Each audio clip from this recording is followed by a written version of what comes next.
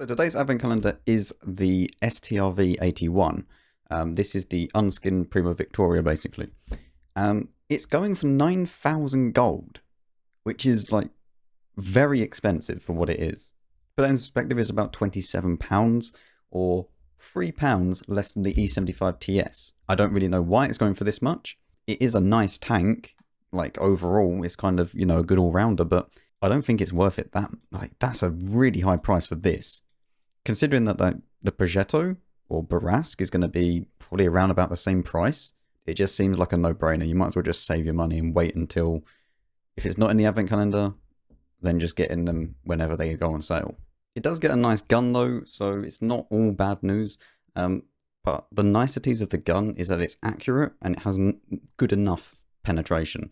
226 standard and also 258 for the premium rounds is good. However, the dispersion values while you're actually turning the turret is 0.16, which is awful. Considering that most medium tanks you're going to see are around about 0.10 or even below that, 0.16 feels really bad. Also, the armor on this thing is not that great. You can get penned in the gun manlet with around about 230 pen, and also the cupola, albeit it's not that big, it's still pennable. And you are looking around about like 120, 130 pen.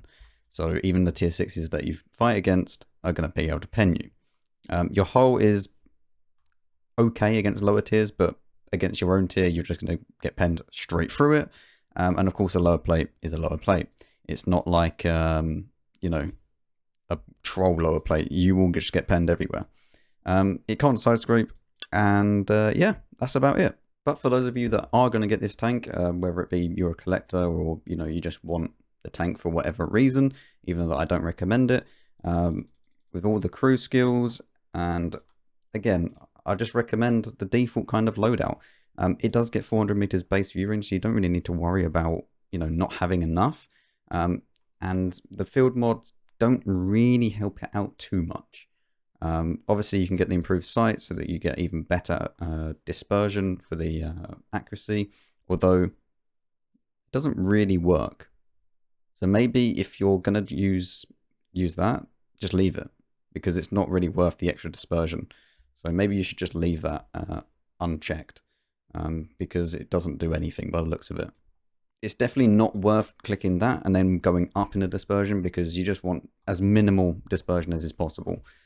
This really does help you out. For this tank, it does get okay camo, and it's not great, but if you do go for that, then obviously you're going to get a little bit better camo overall, and it doesn't really need the reverse speed or the suspension repair speed, because it's already down to 5.5 with crew skills and whatnot, so that is not too bad. So you're looking at around about 444 view range. The configurable slot is either scouting or survivability, which is just... yeah, I mean, you could go forgo the vents and then go for optics. And then, maybe that's more your kind of style. But you're going to be having like 2.2 kDPM, which is kind of laughable for a tier 8 medium. Like 6.3 seconds for a reload time. The Carnarvon Action 10 has exactly the same alpha and exactly the same pen, but gets like 4.7 seconds. Yeah. I mean, maybe you could go and choose bounty aiming, and then you can also go and get the gun rammer, and then you can go and get that. And then if you use food, I mean, sure, you go all the way down to 0.27, you get decent DPM. But I mean, if you're going to do that, I'd probably just go vents, because I don't really see bounty aiming being that much of a benefit in comparison. The reason being is that with food, if you're going to do that, the bounty aiming just, I don't know, it doesn't feel... you're going to then lack the view range and just lack everything else. Like, it doesn't really make sense. Does this actually change it? Oh, this one changes it. So, yeah, you can choose that, and it goes all the way down to 0.28. But yeah, it's just a weird tank, and it's just not that good. Considering that the Progetto's in the game, the Barask is in the game, what else do we have for just medium tanks? The FV422 is not better. The Centurion 5.1 is definitely better. This is basically the exact same tank, but just better in every way. And even the Lanson C, the direct competitor to this tank, is better.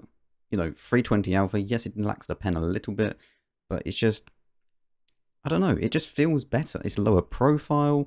You don't really, you never rely on the armor of the Lantern C, so you know what you're getting into. But it's just nice. Whereas the STRV-81 is just not nice. Like, it's a good all-rounder, but there's also much better all-rounders.